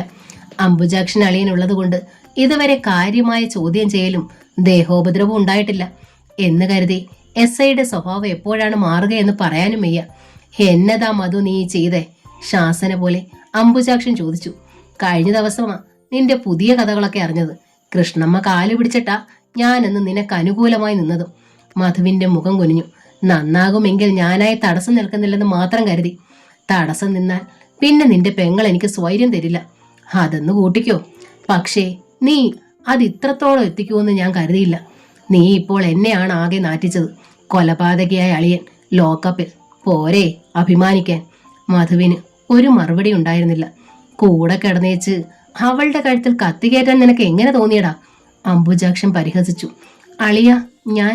മധുവിന് സങ്കടം മുട്ടി. വേണ്ട, നീ ഒന്നും പറയണ്ട. നീയല്ല ഇതൊക്കെ ചെയ്തത്. നിന്നെയും വീട്ടുകാരെ അവൾ അടിച്ചിറക്കി. നിങ്ങൾ പോന്നു കഴിഞ്ഞാണ് അവളെ ആരോ കൊന്നത്. ഇതൊക്കെയല്ലേ നീ പറയാൻ പോന്നത്? അംബുജാക്ഷൻ പരിഹസിച്ചു. ഈ കഥ നീ ജയറാം സാറിനോട് പറഞ്ഞു കഴിഞ്ഞതല്ലേ? ഞാൻ പോലും ഇത് വിശ്വസിക്കുന്നില്ല. പിന്നെയാണോ ജയറാം സാറ്? അങ്ങേരാരാന്ന് നിന്റെ വിചാരം? അളിയ, ഞാൻ പറയുന്നത് അത്രയും സത്യമാണ്. മധുവിന്റെ ശബ്ദം ചലമ്പിച്ചു. വേണ്ട, കരച്ചിലും പിടിച്ചിലും ഒന്നും വേണ്ട. തൽക്കാലം തല്ലുകൊള്ളാതെ ഞാൻ നോക്കാം. അതിലപ്പുറം ഒന്നും എന്നെ കൊണ്ടാവില്ല. അവൾക്ക് ഞാൻ വെച്ചിരിക്കുന്നത് വേറെയാ. മധുവിന് ആകെ പരവശതയായി. താൻ കാരണം സഹോദരിമാർക്കും പ്രശ്നങ്ങളായല്ലോ. അംബുജാക്ഷം പോയപ്പോൾ ലോക്കപ്പിന്റെ അഴികളിൽ പിടിച്ചു നിന്ന് മധു കഴിഞ്ഞുപോയ സംഭവങ്ങൾ ഓർത്തു. ഭാമ പ്രസവം കഴിഞ്ഞ് തിരിച്ചു വന്നത്, രാത്രിയിൽ താൻ അവളെ വിളിച്ചപ്പോൾ അവൾ വാതിൽ തട്ടിയടച്ചത്, തൻ്റെ ഈഗോ പ്രവർത്തിച്ചത്, സൂസന്നയുടെ അടുത്ത് പോയത്, ഒടുവിൽ തിരികെ വന്നപ്പോൾ ഭാമ ഇറങ്ങിപ്പോയത്, എല്ലാം ആ ഓർമ്മയിലെ കല്ലും കരടും ചെകഞ്ഞെടുക്കാൻ അയാൾ ശ്രമിക്കുമ്പോഴാണ് SI ജയറാം കൈവിലങ്ങ് വെച്ച് ജിമ്മിയും കൊണ്ടുവന്നതും അടുത്ത ലോക്കപ്പിലേക്ക് തള്ളിയതും. ഒരു ലോഡ്ജിൽ തൽക്കാലം ഒളിവിൽ കഴിയുകയായിരുന്ന ജിമ്മിയെ വളരെ തന്ത്രപൂർവമാണ് ജയറാം കുടുക്കിയത്. ജിമ്മിയുടെ ചുണ്ടും മുഖവും ഒക്കെ ചോര കെട്ടി വീർത്തിരുന്നു. കൊണ്ടുവരുമ്പോൾ ലോക്കപ്പിൽ കയറ്റിയിട്ട് കാര്യമായി തന്നെ ജയറാം ജിമ്മിയെ പെരുമാറുകയും ചെയ്തു. സാറേ, ഞാനല്ല അവളെ കൊന്നതെന്ന് ഞാൻ ആണയിട്ട് പറഞ്ഞതല്ലേ, പിന്നെ എന്തിനാ സാറേ എന്നെ ഇങ്ങനെ ഉപദ്രവിക്കുന്നത്? അസഹ്യമായ നൊമ്പരത്തോടെ ജിമ്മി ചോദിച്ചുപോയി. നീ അല്ലെങ്കിൽ പിന്നെ എന്തിനാടാ ഇന്നലെ മുതൽ ഒളിച്ചത്? എന്നെ കണ്ടപ്പോൾ എന്തിനാ ഓടിയത്? ജയറാം ക്രുദ്ധനായി. കഴിഞ്ഞ ദിവസം അവളുടെ വീട്ടിൽ നിന്ന് സാർ എന്നെ അറസ്റ്റ് ചെയ്ത് 2 ദിവസം അകത്തിട്ടതല്ലേ സാർ? ഇന്നലെ പോയതല്ലേ ഉള്ളൂ. അവളെ കൊന്നൂന്നറിഞ്ഞാൽ സാർ ആദ്യം എന്നെ തപ്പും എന്നെനിക്കറിയാമായിരുന്നു സാർ. അതാണ് ഒളിച്ചത്. ഇന്നലെ കോടതിയിൽ നിന്നിറങ്ങിയിട്ട് നീ ആ വീട്ടിൽ പോയതേ ഇല്ല? ഇല്ല പറഞ്ഞത് കണ്ണും മുഖവും അടച്ച് ജയറാം മോങ്ങിയടിച്ചു. നീ പോയില്ല അല്ലേടാ റാസ്കൽ? പിന്നെ ഇന്നലെ 5 മണിക്ക് ശേഷം നിന്നെ അവിടെ കണ്ടതോടോ? ആര്? അറിയാതെ ജിമ്മി ചോദിച്ചുപോയി. സൂസന്നയുടെ മകൻ അബി. അയ്യോ ഇല്ല സാർ, അവൻ ആ വീട്ടിലില്ല. കുറെ നാളായിട്ട് അവൻ എന്റെ കൂടെ തകരക്കല സാറേ. ആഹാ, എത്ര മനോഹരമായ കള്ളം. ജയറാം ഒന്ന് ചിരിച്ചു. നീ അവിടെ ചെന്നിരുന്ന് എന്നവൻ പറഞ്ഞല്ലോ. എന്താടാ പോയില്ലേ നീ? ജിമ്മി നടുങ്ങി. എന്തിനാടാ നീ പോയത്? അവളെ കണ്ട് മാപ്പ് പറയാനോ സ്നേഹിക്കാമെന്ന് കരുതിയിട്ടോ? ജിമ്മി വെള്ളം വിഴുങ്ങി. സ്വന്തം ചേട്ടൻ മരിക്കുമ്പോഴങ്ങനെയാ ചില അനിയന്മാർക്ക് ചേട്ടത്തിമാരോട് ഭയങ്കര സ്നേഹമായിരിക്കും. ജിമ്മി വിളറി. സത്യം പറഞ്ഞു, എന്തിനാ നീ പോയത്? ആ മധുവുമായുള്ള ബന്ധം മേലിൽ പാടില്ലെന്ന് പറയാൻ തന്നെയാണ് സാർ. അവര് കണ്ടാൽ കൊള്ളാവുന്ന ചെറുപ്പക്കാരിയല്ലേടാ. ഒരുത്തന്റെ കൂടെ അവര് ജീവിക്കണ്ടെന്ന് പറയാൻ നിനക്കെന്താ കാര്യം? അത് അവനെ വിട്ട് നിന്നെ കൈയേറണം അല്ലേടാ? ജിമ്മി വീണ്ടും വെള്ളം വിഴുങ്ങി. അതിനവളും സമ്മതിക്കുന്നില്ലെന്ന് കണ്ടപ്പോൾ തട്ടിക്കളഞ്ഞു അല്ലേ? ഇല്ല സാർ, ഞാനത് ചെയ്തിട്ടില്ല. 1, 2 പറഞ്ഞ് അവൾ പിന്നെയും മൂത്തു. ദേഷ്യപ്പെട്ട് ഞാനിങ്ങ് ഇറങ്ങിപ്പോന്നു. ഞാനിതങ്ങ് തൊണ്ട തൊടാതെ വിഴുങ്ങണം അല്ലേടാ? ജയറാം പരിഹാസത്തോടെ ഒന്നുറക്കെ ചിരിച്ചു. നീ ഇപ്പോൾ ഇട്ടിരിക്കുന്ന ഈ നീല ഷർട്ടുണ്ടല്ലോ, അതാണ് ആ ചെക്കൻ പറഞ്ഞിരിക്കുന്ന തെളിവ്. ഇത് വെച്ച് നിന്നെ കൊണ്ട് സത്യം പറയിക്കാവോന്ന് ഞാനും നോക്കട്ടെ. ജയറാം പുറത്തേക്കിറങ്ങി ജീപ്പും എടുത്ത് നേരെ സൂസന്നയുടെ വീട്ടിലേക്ക്. ശവസംസ്കാരവും കഴിഞ്ഞു വന്ന് അബി കിടക്കുകയാണ്. അവന്റെ അരികിൽ ആകെ വിഷമാവസ്ഥയിൽ കുഞ്ഞന്നാമ്മയുണ്ട്. മരിച്ചൊഴിഞ്ഞ ആ വീട്ടിൽ മറ്റാരുമില്ല. ജയറാം നല്ല വാക്ക് പറഞ്ഞ അബിയെ ജീപ്പിൽ കയറ്റി സ്റ്റേഷനിൽ കൊണ്ടുവന്നു. നിന്റെ മമ്മിയെ കൊല ചെയ്തവൻ ഇവിടെയുണ്ട്, ജയറാം പറഞ്ഞു. സംശയിച്ച് 2 പേരെ ഞാൻ പിടിച്ചുകൊണ്ട് വന്നിട്ടുണ്ട്. അവരുടെ മുൻവശവും പിൻവശവും ഒക്കെ നോക്കിയിട്ട് അവരിൽ ആരാണ് ഇന്നലെ ഇറങ്ങിപ്പോയവൻ എന്ന് പറയണം. അബി തലയാട്ടി. അടുത്ത റൂമിന്റെ വാതിക്കലേക്ക് അബിയെ ജയറാം മാറ്റി നിർത്തി. എന്നിട്ട് ജിമ്മിയെയും മധുവിനെയും ലോക്കപ്പിൽ നിന്ന് ഓഫീസ് റൂമിലേക്ക് കൊണ്ടുവന്നു. ഒരു തിരിച്ചറിയൽ പരേഡാണെങ്കിലും ജിമ്മിക്കും മധുവിനും അത് മനസ്സിലായില്ല. ജയറാം തന്നെ അങ്ങേ മുറിയിൽ നിന്നൊരു ഗ്ലാസ് വെള്ളം എടുക്കാനും ഒരു ബുക്ക് എടുക്കാനും ഒക്കെ ഇരുവരോട് നിർദ്ദേശിച്ചു. ഇരുവരും അനുസരിച്ചു. അബിയുടെ കണ്ണുകൾ കത്തലോടെ ഇരുവരിലും പതിഞ്ഞു. പറയൂ, 2 പേരും നീല ഷർട്ടുകാരാണ്. തെറ്റിപ്പറയരുത്. നല്ലവണ്ണം ശ്രദ്ധിച്ചു നോക്കിയിട്ട് പറഞ്ഞാൽ മതി.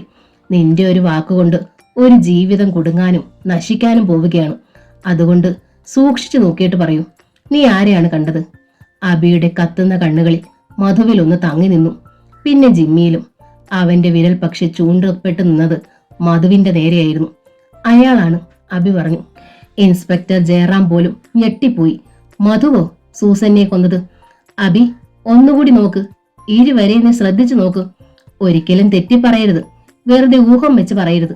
നിനക്കാളെ തിരിച്ചറിയാൻ കഴിഞ്ഞില്ല എന്ന് പറഞ്ഞാലും പ്രശ്നമില്ല. പക്ഷേ എന്നാലും തെറ്റിദ്ധരിച്ച് പറയരുത്. അബി ജയറാമിനെ ഒന്ന് നോക്കി. പിന്നെ മുഖം കുനിച്ചു നിന്നു. പറയൂ കുട്ടി, ഒന്നുകൂടെ ഓർമ്മിച്ചു നോക്കിയിട്ട് പറയൂ, ജയറാം പ്രോത്സാഹിപ്പിച്ചു. അബി ഒന്നും മിണ്ടിയില്ല. അപ്പോൾ മധു തന്നെയാണോ? അബിക്ക് തീർച്ചയാണോ? അബി തലയാട്ടി. അതേന്നു. ജയറാം വല്ലാതെ കുഴങ്ങി. മധുവിനെ കസ്റ്റഡിയിലെടുത്തെങ്കിലും അയാളാണത് ചെയ്തതെന്ന് ജയറാം അല്പം മുമ്പ് വരെ തീരെ വിശ്വസിച്ചിരുന്നില്ല. 2 ദിവസം മുമ്പ് ജിമ്മി അറസ്റ്റ് ചെയ്യാൻ ചെല്ലുമ്പോൾ കണ്ടതാണ് സൂസന്റെയും മധുവും വീട്ടുകാരുമായിട്ടുള്ള അടുപ്പം. പെട്ടെന്ന് കുടുംബസമേതം അവിടെ നിന്ന് ഇറങ്ങിപ്പോന്നു എന്നതിനപ്പുറം ഒരു തെളിവും കിട്ടിയിട്ടുമില്ല. പക്ഷെ ജിമ്മിക്ക് അങ്ങനെയല്ല. സൂസന്നയോട് വെറുപ്പും വിദ്വേഷവും എല്ലാ തരത്തിലും ഉണ്ട്. പ്രത്യേകിച്ചും 2 ദിവസം പോലീസ് കസ്റ്റഡിയിൽ ഇരുന്നതിനും കാരണക്കാരി സൂസന്ന തന്നെ. അവൻ ഇന്നലെ ഉച്ചയ്ക്ക് ജാമ്യത്തിൽ ഇറങ്ങി മുങ്ങിയിരിക്കുകയാണ്. പക്ഷേ ദൃക്സാക്ഷിയായ അബി പറയുന്നു അയാളല്ല മധു ആണെന്ന്. അബി 10 വയസ്സ് കഴിഞ്ഞ കുട്ടിയാണ്. അവന്റെ വാക്കിന് വിലയുണ്ട്. എങ്കിലും ജയറാം സംശയിച്ചു. സ്വന്തം അപ്പാപ്പനെ രക്ഷിക്കാൻ പറഞ്ഞതാണോ അബി? ഒരു കൊച്ചുകുട്ടി അങ്ങനെ ചെയ്യുമോ? അപ്പാപ്പനായാലും സ്വന്തം മമ്മിയെ കൊല ചെയ്യുന്നത് കണ്ടാൽ പൊറുക്കാനാവുമോ? പരിഭ്രമിച്ചു നിന്നതിന് ജിമ്മിയെ അരികിലേക്ക് വിളിച്ചിട്ട് ജയറാം പറഞ്ഞു, താൻ പൊയ്ക്കോ. ജിമ്മിക്ക് അത് വിശ്വസിക്കാൻ കഴിഞ്ഞില്ല. അതെന്താ സാർ? എന്താ, നീ പോന്നില്ലേ? അതല്ല സാർ. ഏതല്ല? പോകാൻ താല്പര്യമില്ലേ പറഞ്ഞു, അകത്തോട്ടിരിക്കാം. അയ്യോ സാർ. എന്നാൽ ചെല്ല്.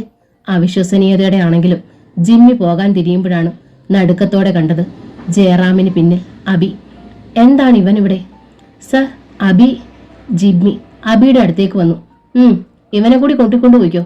ജയറാം അബിയെ ജിമ്മിയുടെ മുമ്പിലേക്ക് തള്ളിവിട്ടു. മോനെ, നീ എങ്ങനെ ഇവിടെ എത്തി? ജിമ്മി ചോദിച്ചു. അബി വിമ്മി പൊട്ടി നിന്നതേ ഉള്ളൂ. ജിമ്മിയെ പറഞ്ഞു വിടുകയാണെന്ന് മനസ്സിലായപ്പോൾ മധു അടുത്തെത്തി. സർ. ജയറാം ഗൗരവത്തിൽ നോക്കി. സർ, ഞാനും പൊയ്ക്കോട്ടെ? പൊയ്ക്കോട്ടെ എന്നോ? എങ്ങോട്ട്? സർ. മധുവിന്റെ ശബ്ദം താഴ്ന്നു. വീട്ടിലേക്ക് പോകുന്ന കാര്യമാണ് സർ ഞാൻ പറഞ്ഞത്. വീട്ടിലോട്ട് തന്നെ നിന്നെ വിട്ടേക്കാമടാ. ജയറാം മധുവിന്റെ കുത്തിന് പിടിച്ചു നുലച്ചു. അവിടെ എന്താടാ, നിന്റെ മറ്റോള് നോക്കിയിരിപ്പുണ്ടോ? സർ. മധു വിഷമിച്ചു. കുറെ കാലം കൂടെ കിടന്നതല്ലേടാ നീ. എന്നിട്ടും നീയും നിന്റെ വീട്ടുകാരും കൂടി ഒരുത്തിയുടെ കൊരവള്ളിക്ക് കത്തി കുത്തി കയറ്റിയല്ലോടാ. അയ്യോ ഇല്ല സർ. കള്ളം പറയുന്നോടാ. ഇടിച്ച് നിന്റെ കൂമ്പുടയ്ക്കും ഞാൻ. എന്നെ നിനക്ക് ശരിക്കറിയത്തില്ലടാ. സർ, സത്യമായി ഞാനല്ലത്. മധുവിന് കരയണമെന്ന് തോന്നിപ്പോയി. കൂടുതൽ സത്യമൊന്നും നീ പറയണ്ട. നീ അത് ചെയ്തതാ കണ്ടവരുണ്ട്. സർ, ദാ ഈ ചെക്കൻ സൂസന്നയുടെ മകൻ. മധു നടുങ്ങിപ്പോയി. ജിമ്മിയും അമ്പരന്ന് അബിയെ നോക്കി. എടാ. അബിയുടെ നേർക്ക് രോഷത്തോടെ നീങ്ങിക്കൊണ്ട് മധു ചോദിച്ചു. ആര് പറഞ്ഞടാ ഞാൻ കൊന്നതന്നു? അബി ജിമ്മിയുടെ പിന്നിലേക്ക് നീങ്ങി നിന്നു. നീ ചെക്കനെ പേടിപ്പിക്കണ്ട, ജയറാം ഉറക്കെ പറഞ്ഞു. അതുകൊണ്ടൊന്നും നീ ഇനി രക്ഷപ്പെടുകയില്ല. സർ. മധുവിന്റെ സ്വരം യാചനയുടേതായി. ഞാനല്ല സാർ, ഞാൻ അങ്ങനെ ചിന്തിച്ചിട്ട് പോലുമില്ല സാർ. മിണ്ടരുത് നീ ഇനി. ഇത്തവണ ജയറാമിന്റെ കൈകളും പ്രവർത്തിച്ചു. മധു ചുരുണ്ടുപോയി. നീയും നിന്റെ വീട്ടുകാരും തുള്ളിക്കൊണ്ട് സത്യം പറയും. കാണിച്ചു തരാ ഞാൻ. ജയറാം ആക്രോശിച്ചു. എന്നിട്ട് അയാൾ ജിമ്മിയെ നോക്കി. എന്താടാ, പോകുന്നില്ലേ? ജിമ്മി ഞെട്ടി. പോവാ സാർ. എന്നാൽ ചെക്കനെ വിളിച്ചോണ്ട് പോടാ. ജിമ്മി അബിയെ പിടിച്ചു. ഇരുവരും മധുവിനെ നോക്കി. ഇരുവരുടെയും പ്രതിയോഗിയാണ് മധു. അയാൾ അകപ്പെട്ടതിൽ ഇരുവർക്കും ആഹ്ലാദമായിരുന്നു. ആ ആഹ്ലാദത്തോടെ അവർ സ്റ്റേഷന് പുറത്തിറങ്ങി. മധു സ്റ്റേഷനിലെ ലോക്കപ്പിലുള്ളതുകൊണ്ട് വീട്ടിൽ പോയിട്ടും സ്റ്റേഷനിലേക്ക് പെട്ടെന്ന് തിരികെ വരാൻ ധൃതി വെക്കുകയായിരുന്നു അംബുജാക്ഷൻ. കൃഷ്ണമ്മ ചെറിയിടത്തായതിനാൽ കുട്ടികളുടെ കാര്യം കൂടി അല്പം ശ്രദ്ധിക്കണം. അമ്മയുണ്ട്, എന്നാലും അത് പോരല്ലോ.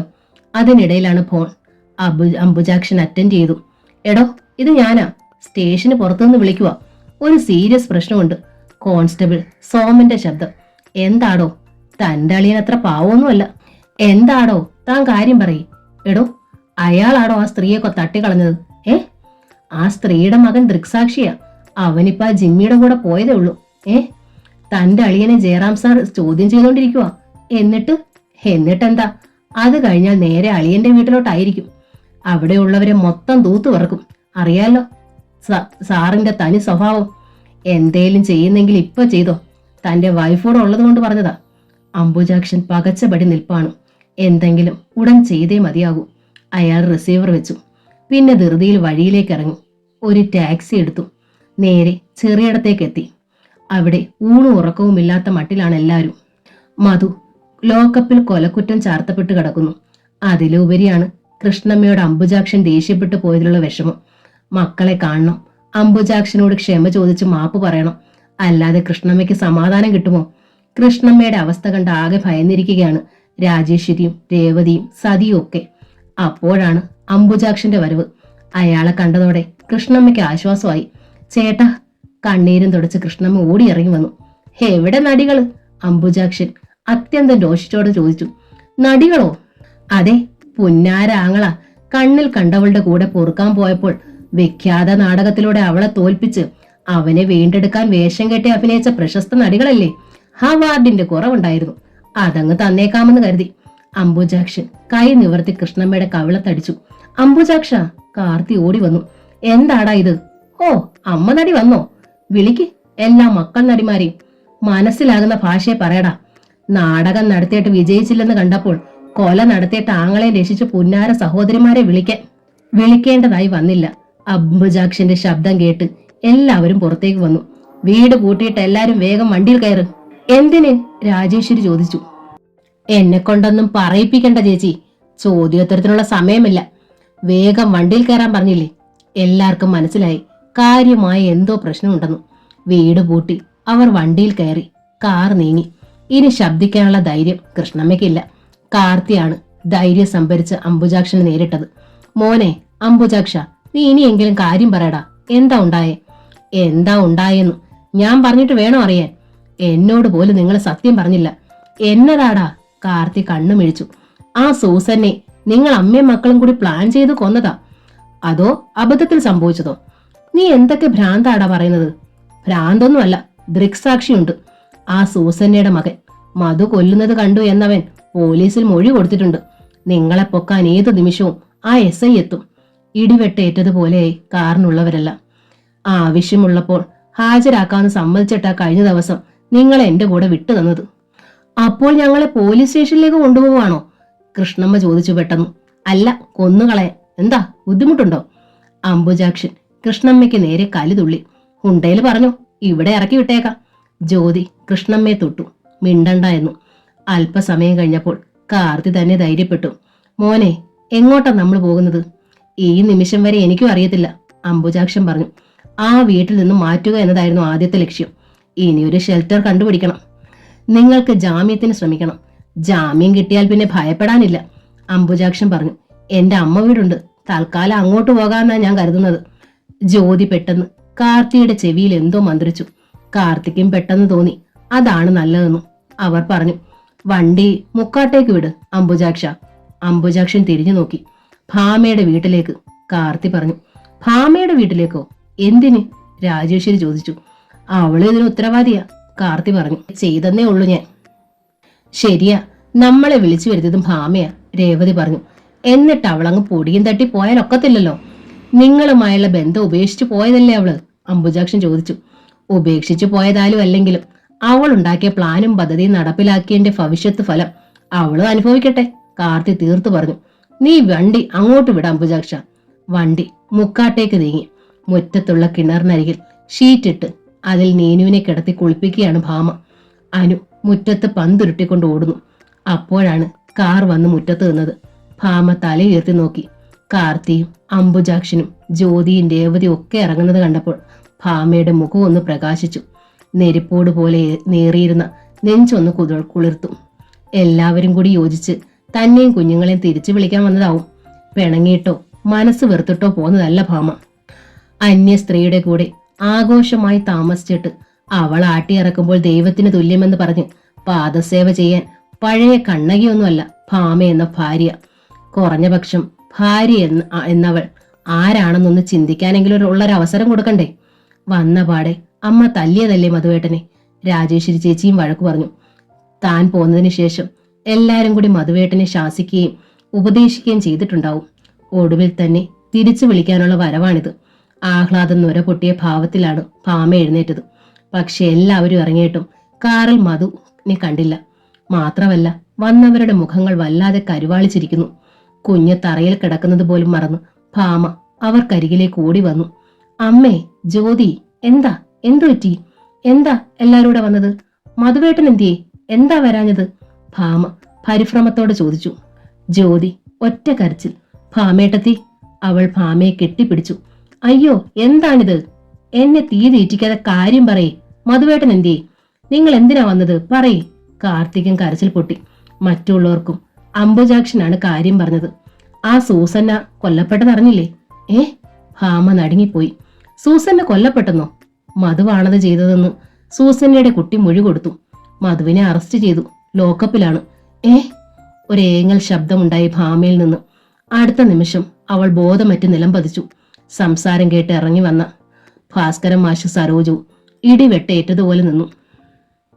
താഴെ കിടക്കുന്ന ഭാമയെ എടുത്ത് അകത്ത് കടത്തി മുഖത്ത് വെള്ളം കുടയാൻ സഹായിക്കുന്നതിനിടയിൽ ജ്യോതി അമ്പരപ്പോട് ചോദിച്ചു, അപ്പോൾ ഭാമേട്ടത്തി ഇതുവരെ വിവരങ്ങളൊന്നും അറിഞ്ഞില്ലായിരുന്നോ? ഭാസ്കരൻ മാഷ് മുഖം തിരിച്ചു. പത്രത്തിൽ വന്ന വിവരങ്ങൾ അപ്പോഴപ്പോൾ മാഷ് അറിഞ്ഞിരുന്നു. സരോജവും. ഭാമ വിഷമിക്കാതിരിക്കാൻ പത്രം ഒളിപ്പിച്ചു വെച്ചു. അന്യൊരുവളുടെ കൂടെ പുറത്തിട്ട് വന്ന ഭർത്താവിനെ ഇരു കൈകളും നീട്ടി സ്വീകരിക്കാൻ കഴിഞ്ഞില്ല. അത് സത്യം. വാശിക്ക് കുട്ടികളെയും കൂട്ടി ഇറങ്ങുകയും ചെയ്തു. എന്നാൽ എന്ത്, നില്ലടി അവിടെ എന്ന് പറഞ്ഞ് പിടിച്ചു നിർത്താമായിരുന്നില്ലേ മധുവേട്ടന്? മധു അങ്ങനെ പറഞ്ഞില്ലല്ലോ. അതായിരുന്നു അവളുടെ ദുഃഖം. ബോധം വീണ്ടു കിട്ടിയവാടെ പിടച്ചിലോടെ ഭാമ എഴുന്നേറ്റു. ജ്യോതിയുടെ കയ്യിൽ അള്ളിപ്പിടിച്ചു. അത്യുത്കണ്ഠയോടെ കാർത്തിയെ നോക്കി ചോദിച്ചു, മധുവേട്ടൻ ഇപ്പോഴും ലോക്കപ്പിലാണ് അല്ലേ അമ്മേ? ആ സൂസനയുടെ ചെക്കൻ കണ്ടു എന്ന് പറഞ്ഞെന്ന് പറഞ്ഞില്ലേ? അവൻ കുട്ടിയല്ലേ? കുട്ടികൾ പറഞ്ഞാൽ നിയമത്തിൽ അതിന് വലിയ വിലയുണ്ട്, അംബുജാക്ഷൻ പറഞ്ഞു. മധുവേട്ടൻ ഒരാളെ കൊല്ലാൻ കഴിയുമോ? അസഹ്യമായ നൊമ്പരത്തോടെ ഭാമ ചോദിച്ചുപോയി. കൊല്ലാൻ കഴിയുമോന്ന് എന്താ സംശയം? ഭാസ്കരൻ മാഷ് രോഷത്തോടെ നീനുവിനെ തൊട്ടുകാട്ടി. അവൻ ജനിപ്പിച്ച കുട്ടിയാണിത്. ഇതിനെ വയറ്റിനുള്ളിൽ വെച്ച് കൊല്ലാൻ ശ്രമിച്ചവനാണവൻ. ജനിച്ചിട്ടോ ഇതിനെ കൊന്നിട്ട് വന്നാൽ കൂടെ പൊറപ്പിക്കാമെന്ന് പ്രസവിച്ച നിന്നോട് പറഞ്ഞില്ലേ അവൻ? ഭാമ ഭീതിയോടെ അച്ഛനെ നോക്കി. അത്രയും കരളുറപ്പുള്ളവന് പിന്നൊരുത്തിയെ കൊല്ലാനാണോ പാട്? എന്റെ മോൻ ആരെയും കൊന്നിട്ടില്ല, കാർത്തി അല്പം രോഷത്തോടെ പറഞ്ഞു. ഞങ്ങൾ ഒരുമിച്ച് തന്നെ അവിടെ നിന്നും പോന്നത്. അന്നേരം സൂസനയ്ക്ക് ഒരാപത്തും പറ്റിയിട്ടില്ലായിരുന്നു. അത് പറഞ്ഞിട്ട് ഇനി എന്താ പുണ്യം? അംബുജാക്ഷൻ ചോദിച്ചു. കൊല്ലുന്നത് നേരിൽ കണ്ടവൻ മൊഴി കൊടുത്താൽ പിന്നെന്താ രക്ഷ? എന്റെ ഭഗവതി, സരോജ നെഞ്ചിൽ കൈവച്ചു. മധു മാത്രമല്ല കുറ്റക്കാര്, അവന് കൂട്ടുനിന്നു എന്നാവും നിങ്ങളുടെ പേരിൽ ചാർജ്. എല്ലാവരും പ്രതിസ്ഥാനത്താണ്, അംബുജാക്ഷൻ പറഞ്ഞു. കൃഷ്ണമ്മയും കൂട്ടരും വിറയ്ക്കാൻ തുടങ്ങി. തൽക്കാലം നിങ്ങൾ ഇവിടെ തങ്ങുക. നിങ്ങൾക്കെല്ലാവർക്കും മുൻകൂർ ജാമ്യം ഒപ്പിക്കാവുന്നതാണെന്ന് നോക്കട്ടെ. അതുവരെ നിങ്ങൾ SIയുടെ കണ്ണിൽ പെടാതിരുന്നാ മതി. പ്രശ്നം എത്രമേൽ വലുതാണെന്ന് എല്ലാവർക്കും മനസ്സിലായി. ഭാമയ്ക്കും. അംബുജാക്ഷൻ വന്ന കാറിൽ തന്നെ മടങ്ങി. അതോടെ കൃഷ്ണമ്മ പൊട്ടിക്കരഞ്ഞു. എനിക്ക് എന്റെ കുഞ്ഞുങ്ങളെ കാണണം, എനിക്ക് അവരുടെ അടുത്തേക്ക് പോകണം. കൃഷ്ണമ്മ മാത്രമല്ല, സതിയും രേവതിയും രാജേശ്വരിയും ഒക്കെ ഏതാണ്ട് ആ അവസ്ഥയിലായി. പത്രത്തിൽ വാർത്തയുണ്ട്. ഓരോരുത്തരുടെയും ഭർത്താക്കന്മാരും വീട്ടുകാരും അറിഞ്ഞിട്ടുണ്ടാവും. ഏതു നിമിഷവും അവരെത്താം. ആ നിമിഷത്തെ ഭയന്നാണ് അവർ കഴിയുന്നത്. മക്കളെ കാണാൻ അവർക്കും തിടുക്കമായിരുന്നു. പക്ഷെ എങ്ങനെ? ഒരു വലിയ ചുഴിയിലേക്കാണ് എല്ലാവരും വീണിരിക്കുന്നതെന്ന് ഭാമ അറിഞ്ഞു. സൂസന്നയുടെ വീട്ടിലേക്ക് പോകാനും അവളിൽ നിന്നും മധുവിനെ തിരിച്ചെടുക്കാനും ആദ്യം പ്ലാൻ ചെയ്തത് താനാണ്. ആ നിലയ്ക്ക് താനും എല്ലാത്തിനും ഉത്തരവാദിയാണ്. ഭാമ ഭാസ്കരൻ മാഷിന്റെ മുഖത്തേക്ക് നോക്കി. അച്ഛാ. ഭാസ്കരൻ മാഷ് ഭാമയുടെ മുഖത്തേക്ക് നോക്കി. അച്ഛാ, മധുവേട്ടൻ. ഭാമ വേപതുവിടെ മാഷിന്റെ മുന്നിൽ നിന്നു. മധുവേട്ടനെ രക്ഷിക്കണ്ടേ അച്ഛാ? എന്തിന്? മാഷിന്റെ സ്വരം തെല്ല് പാരുഷ്യത നിറഞ്ഞിരുന്നു. മുഖത്ത് വല്ലാത്തൊരു വെറുപ്പും. കൊലക്കേസല്ലേ അച്ഛാ? ഭാമ കേണു. കൊല്ലുന്നവരെയൊക്കെ ഇങ്ങനെ രക്ഷിക്കാൻ പോയാൽ പിന്നെ ആർക്കും ആരെയും കൊല്ലാലോ. ഭാസ്കരൻ മാഷ് ദേഷ്യത്തോടെ മകളെ നോക്കി. മധുവേട്ടൻ അങ്ങനെ ആരെങ്കിലും ആണോ അച്ഛാ? പിന്നെ എന്റെ ഈ കുഞ്ഞുങ്ങളുടെ അച്ഛനല്ലേ? ഭാമ നീനുവിനെയും അനുവിനെയും ചേർത്ത് പിടിച്ചു. അവളുടെ മിഴികൾ പൊട്ടിയൊഴുകുകയായിരുന്നു. ഭാസ്കരൻ മാഷ് ഒന്നുറക്കെ ചിരിച്ചു. തികച്ചും പരിഹാസ്യം നിറഞ്ഞ ചിരി. നിന്റെ കുഞ്ഞുങ്ങളുടെ അച്ഛൻ കൊള്ളാം, നല്ല വിശേഷണം. അരിശത്തോടെ മാഷ് തുടർന്നു. ഒരിക്കൽ പോലും എടുക്കുകയോ ലാളിക്കുകയോ ചെയ്തിട്ടുണ്ടോടി ഇവരെ? അച്ഛൻ പോലും അച്ഛൻ. രോഷത്തോടെ മാഷ് ചീറി. ഈ കുഞ്ഞുങ്ങൾ പെൺകുഞ്ഞുങ്ങളായി പോയത് ഇവരുടെ തെറ്റാണോടി? ഇവരെ പ്രസവിച്ചത് നിന്റെ തെറ്റാണോടി? പറയ്. പക്ഷെ ചേട്ടാ, ഇങ്ങനെയൊക്കെ വരുമെന്ന് ആരും തീരെ പ്രതീക്ഷിച്ചതല്ല ചേട്ടാ, കാർത്തി പറയാനാഞ്ഞു. നിങ്ങൾ മിണ്ടരുത്. ഭാസ്കരൻ മാഷ് രോഷം കൊണ്ട് കത്തിപ്പടർന്നു. പെൺജന്മം ശാപമാണെന്ന് പറഞ്ഞു പറഞ്ഞു മകനെ പഠിപ്പിച്ചത് നിങ്ങളാണ്. നിങ്ങളുടെ വാക്കുകളാണവൻ ഉരുവിട്ട് ശീലിച്ചത്. കാർത്തിയുടെ മുഖമിളറി. ഇവളെയും ഈ കുഞ്ഞുങ്ങളെയും തള്ളിക്കളഞ്ഞിട്ടവൻ അന്യ പെണ്ണിന്റെ കിടക്കറ തേടി പോയതെന്തിനാ? സുഖിക്കാനല്ലേ? ഇത്തരം സുഖത്തിന്റെ അന്ത്യം ഇതൊക്കെ തന്നെയാണ്. ശിക്ഷ തൂക്കുമരമാവും. കാർത്തി ഞെട്ടിപ്പോയി. അച്ഛാ. ഭാമ ഉറക്കെ വിളിച്ചു. സരോജവും മിഴിച്ചു നോക്കി. ജ്യോതിയും സതിയും ഒക്കെ അമ്പരന്നു. അച്ഛൻ ഈ പറയുന്നത് എന്റെ ഭർത്താവിനെ കുറിച്ചാ, അറിയാമോ? നിന്റെ ഭർത്താവിനെ കുറിച്ചല്ല, നിന്റെ ഭർത്താവായിരുന്നവനെ കുറിച്ച്. ഇപ്പോൾ അവനും നമ്മളുമായി ഒരു ബന്ധവുമില്ല. നിയമമനുസരിച്ച് കാര്യങ്ങൾ നടക്കും. അവൻ ഒരുത്തിയെ വെട്ടിക്കൊന്നിട്ടുണ്ടെങ്കിൽ അവൻ ലോക്കപ്പിൽ കിടക്കണം. കോടതി ശിക്ഷിക്കണം. ജയിലിൽ കിടക്കുകയോ തൂക്കുമരത്തിൽ കയറുകയോ ചെയ്യണം. ഉറച്ചതും മൂർച്ചയേറിയതുമായിരുന്നു ആ സ്വരം. ഇല്ല, ഭാമ ഉറക്കെ പറഞ്ഞു. അങ്ങനെ ഒരു ശിക്ഷ കിട്ടാൻ ഞാൻ സമ്മതിക്കില്ല. നീനുവിനെ അനുവിനെ എടുത്ത് മുറ്റത്തേറൊക്കെ ഇറങ്ങിക്കൊണ്ട് വാശിയോടെ ഭാമ പറഞ്ഞു. എന്റെ കുട്ടികളുടെ അച്ഛനെ എനിക്ക് വേണം. നെല്ല്. ആ ഉറച്ച ശബ്ദം ഭാസ്കരൻ മാഷിന്റേതായിരുന്നു. ഭാമ നിന്നു, തിരിഞ്ഞു നോക്കി. ഭാസ്കരൻ മാഷ് അവൾക്കരികിലേക്ക് ഇറങ്ങിച്ചെന്നു. ഇളയ കുഞ്ഞിനെ പ്രസവിച്ചപ്പോൾ തിരിഞ്ഞു നോക്കാത്ത ഭർത്താവിന്റെയും വീട്ടുകാരുടെ അടുത്തേക്ക് പോകണ്ട എന്ന് ഞാൻ വിലക്കിയതാണ്. നീ പട പൊരുതാൻ തയ്യാറായിപ്പോയി. എന്നിട്ട് നീ ജയിച്ചോ? അവൻ നിന്നെ തറയിലിട്ട് ചവിട്ടി തൂത്തില്ലേ? ഭാമയുടെ മിഴികൾ തുളുമ്പി ഒഴുകിപ്പോയി. ആ തറയിൽ നിന്നാണ് നിന്നെയും 2 മക്കളെയും ഞാൻ പെറുക്കി കൊണ്ടുപോകുന്നത്. ഇനി എന്റെ വാക്കിനെ മറികടന്ന് ഈ പടി ചവിട്ടി നീ ഇറങ്ങിപ്പോയാൽ പിന്നെ ഭാസ്കര മാഷിന് ഇങ്ങനൊരു മകളുണ്ടാവില്ല, ഉറപ്പ്. ഏട്ടത്തി എന്ന നോവലിന്റെ ഈ ഭാഗം ഇവിടെ പൂർണ്ണമാവുകയാണ്. അടുത്ത ഭാഗം ഉടൻ തന്നെ അപ്ലോഡ് ചെയ്യുന്നതായിരിക്കും. Thank you.